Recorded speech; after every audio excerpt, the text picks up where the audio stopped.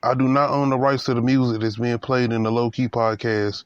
In future podcasts or past podcasts, I do not own the rights to the music that's being played in the Low Key podcast. This is the Low Key podcast, episode 27. I got the last shot. The usual capacity crowd, better than 19,000, making their way into the Staples Center in downtown Los Angeles. Laker fans are hoping for the completion of yet another sweep to move on to the NBA Finals, while the Spurs are hoping to extend to a Game 5 back in San Antonio on Tuesday night. Today it's Game 4, the best of 7 Western Conference Final. The surging Los Angeles Lakers going up against the San Antonio Spurs. Shaq with 2 on the 24. O'Neal with the recovery. See, that can't happen. You're in a big game right now, and that has to make Greg Popovich very unhappy. David Robinson forced a tough shot. They have to come up with a rebound. Spurs do get back. Kobe accelerates.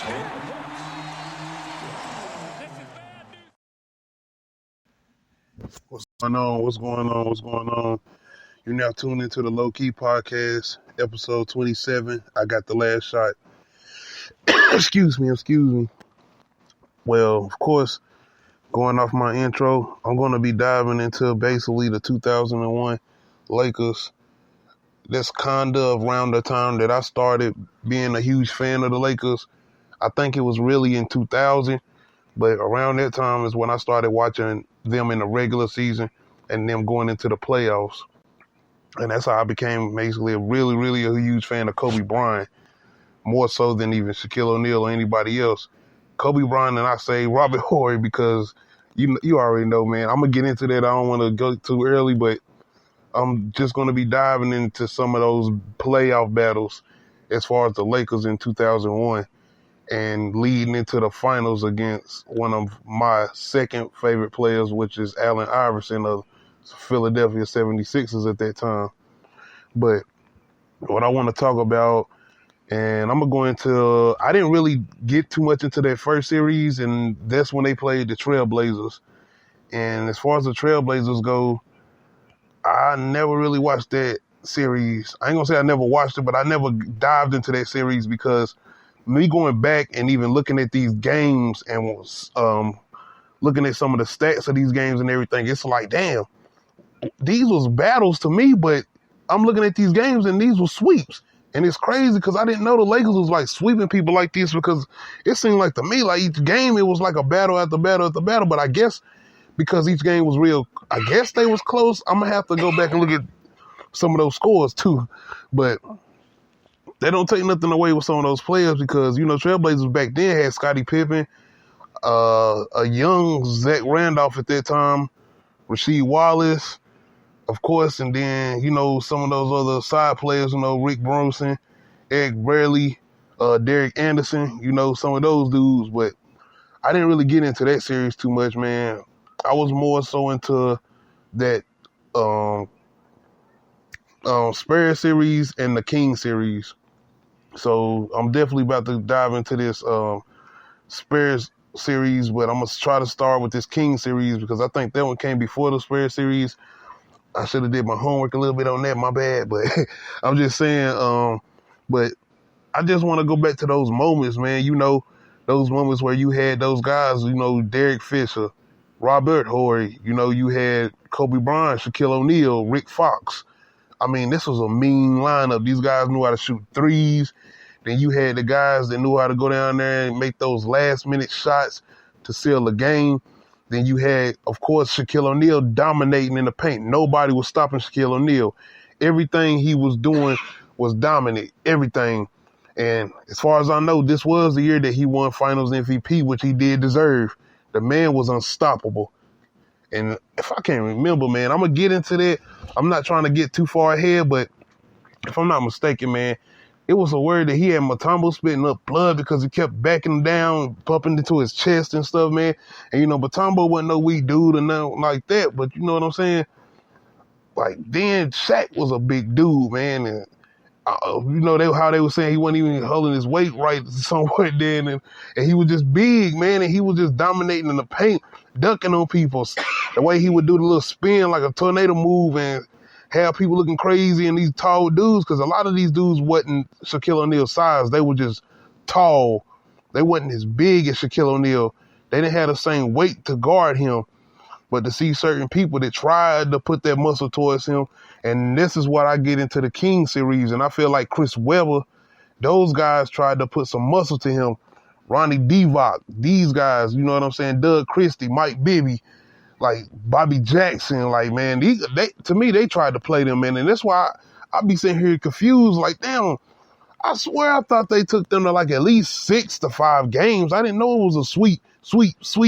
And that's how dominant the Lakers were, especially going into that season and that year, 2001. And that was pretty much the start of their ring anyway, for them starting to win all those multiple rings back to back to back. But watching those games and going back and looking at those games, you see how all those last minute shots prevented a lot of those game 5s and game 6s and game 7s. And I like to get a lot of credit to Kobe. You know what I'm saying? Kobe was always that last minute shot. The dude that get the ball at the last minute to make sure he sealed the game. But we got to talk about it. Robert Horry. Robert Horry was that guy. When you wanted somebody to hit the shot at the end of the game on the Lakers at them days, Robert Horry was your guy. Don't get it twisted, man. Shout out to Kobe. Like I said, R.I.P. Kobe. Rest in peace to the Black Mamba, the greatest of the greatest. My favorite player of all time. But like I said, around this time, man, being a fan of the game and just watching these guys play and me starting to grasp at what's going on as far as the NBA and basketball, because even then I wasn't even really playing basketball games then, and I started to just get so much into it. But like I said, in those battles, man, Robert Horry did this not once, not twice, but I think 3 times, and this was the playoffs. This wasn't regular season games or nothing like that. These were the playoffs, and to see Robert Horry hit those last minute shots was crazy. That's why I'm sitting here confused, because I didn't know. I thought those was like game 6s, or I thought these was games where the Lakers could lose and not even move on. I didn't know these was like just shots he was making to end a series. And that's another thing. Like these was pivotal moments. These was in moments where this could come down to Lakers having to go back to San Antonio or go back to Sacramento or go back to the Trailblazers, and they never had to do that until they got, down there to Iverson now. But like I said, man, I'm gonna have to go back and look at some of these scores, man, because I swear, man, I remember these games being battles, because it had to be close if you had Robert Horry hitting these last minute shots to seal the game, so it had to be close. But like I said, shout out to the guys like them Bobby Jacksons, the Volley Divox, Doug Christie's, Chris Webbers, man, because these were some battles. Gerald Wallace, Hondo Turkoglu, young Hondo Turkoglu. I hope I'm saying his name right. I probably ain't. But them were the battles. But now we definitely got to dive into one of them good battles. But like I said, I'm still confused because I didn't know this was another sweep. And this is the San Antonio Spurs 2001. This is Tony Parker. This is Steven Jackson. This is Tim Duncan, Antonio Daniels, Bruce Bowen. Like, they had these pivotal dudes out here, man. Tony Parker, this Ginobili and them out here. Like, they had some guys out here that can go with the Lakers. And to see how the Lakers were still dominant, and this was another series where Robert Horry hit a last-minute shot. And not to get off subject and not to get off the 2001 Lakers, but Robert Horry did this for the Spurs also when he was on their team. He hit one of these last-minute shots, and this was another time where I think this was in the playoffs. But back to what I was saying as far as 2001 Lakers, this was a time where they had David Robinson. Like, they had a full lineup of guys that I feel like could guard Shaq. Because if you had David Robinson and Tim Duncan down there, one of those guys at least either going to block or they're going to steal a ball from Shaq. But like I say again, this was the dominance of Shaq. This was the guy that you could not stop no matter what you tried to do. This guy was down there doing alley-oops.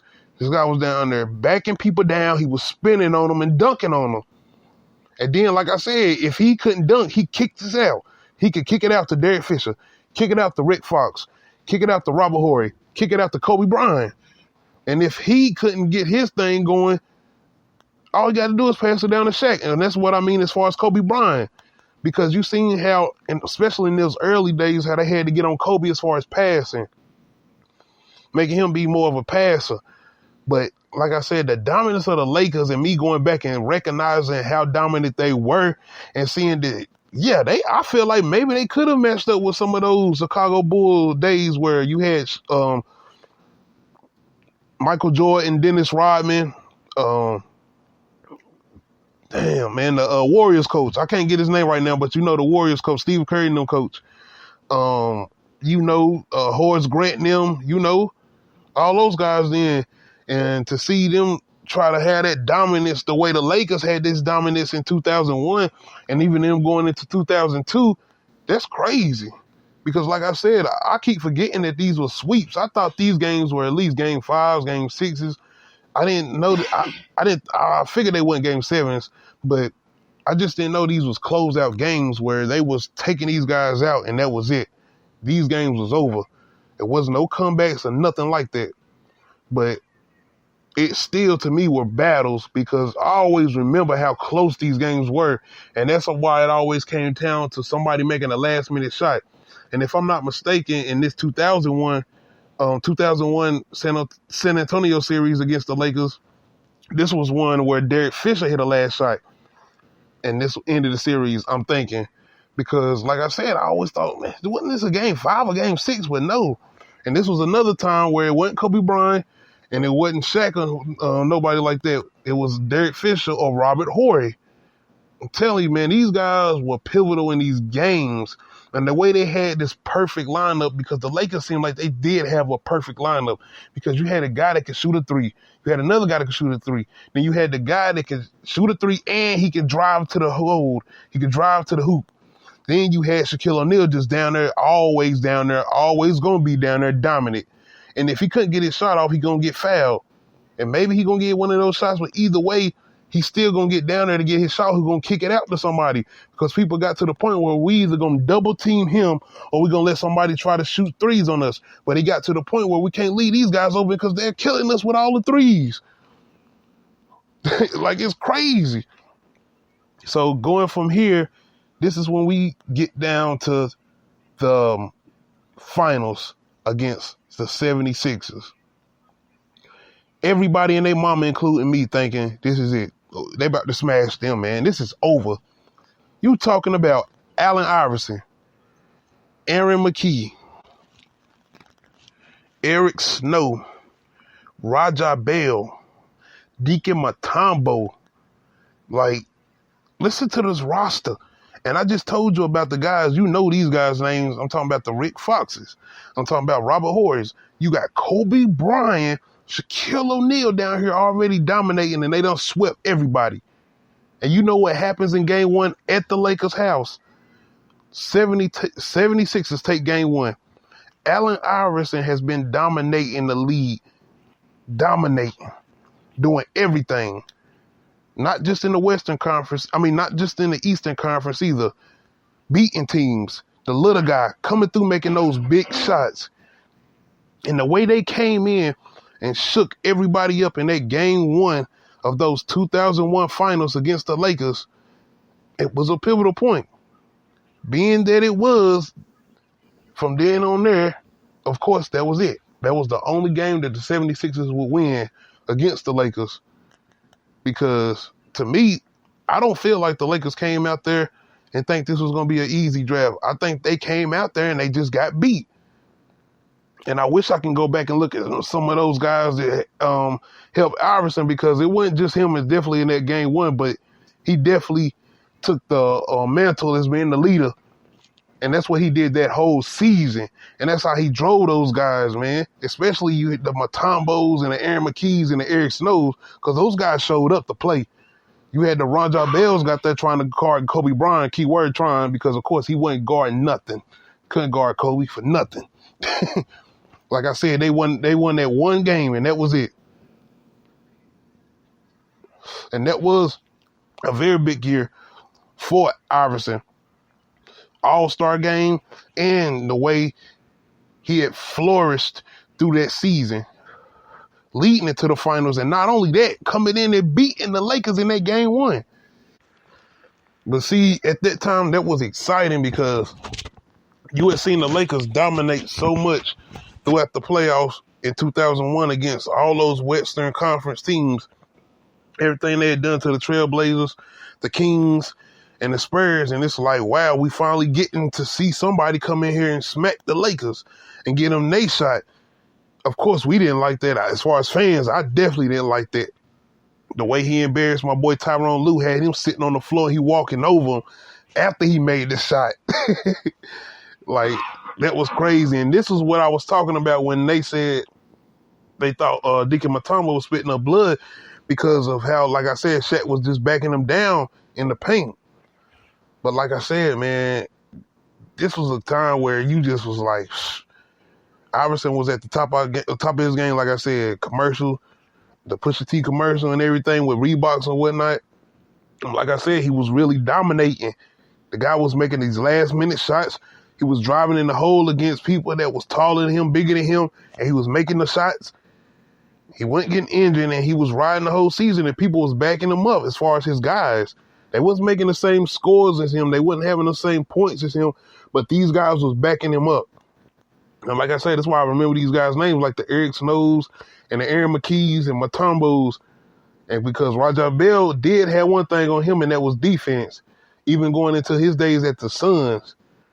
But like I said, at that time, you just had them coming in being so dominant as far as the Lakers, them doing everything to take every team out and nobody being able to stop them, because if it wasn't Kobe driving in the hole, making a shot, or him doing a fadeaway, or him hitting some side jumper, or Shaq down in the paint dominating, it was Derek Fisher in the corner hitting a three, or it was them passing it to the middle and you had Rick Fox hitting a three, or it was Robert Horry hitting a three, or hitting some type of shot, man. It was like these guys was everywhere, and everybody had a role they could play, and everybody had something they can do, and people just could not match that because everybody on each other team didn't have those same dominant three-point shooters. And those dominant three-point shooters was Robert Horry, Derek Fisher. I mean, Derek Fisher wasn't no Steph Curry, but the guy could hit a three. If he's sitting in the corner, Derek Fisher was going to hit a three, especially at that time. But like I said, when they got to those finals, and just seeing the way Iverson and them came out there, especially in that game 1, it was a major wake-up call. And they came out in those last 3 games and that was it. Game over. And that's why I still, to this day, say Iverson is definitely my second best player. And, of course, number 1 is always going to be the Black Mamba. Rest in peace, Kobe Bryant. But I just wanted to dive a little bit into those playoff moments, man, especially in 2001 with the Lakers, because, like I said, that was a time where I was really starting to enjoy basketball and get into the whole thing as far as watching those games. Because, like I said, I wasn't really watching basketball or playing the video games, but watching the playoffs and watching the regular season and just enjoying Kobe Bryant, because I love that underdog. I always love the underdog, man. And people still to this day didn't give Kobe Bryant his respect. And they was always Jordan this, Jordan that, and Jordan this and everything else. And even with LeBron, when he came into the league, they always just threw him always in front of in front of Kobe, even while they were still playing. And you seen how things happen where you had LeBron going against the Magic and they couldn't make it out the playoffs. And you had Kobe ended up going and beating the Magic now and winning the championship. But that's a whole nother story. I'm talking about 2001 right now, but I just wanted to get into those moments because these are some of my favorite moments, especially those last-minute shots where you just sitting there not knowing what's about to happen and that ball goes through the hoop, and that's Robert Horry hitting them shots. But this is the Low Key Podcast. Thank you for tuning in. This is episode 27. I got the last shot. They have not been able to hit a shot. The Lakers offensive rebounds, fast break points. Horace Grant hitting a jumper. The Spurs must regroup right now.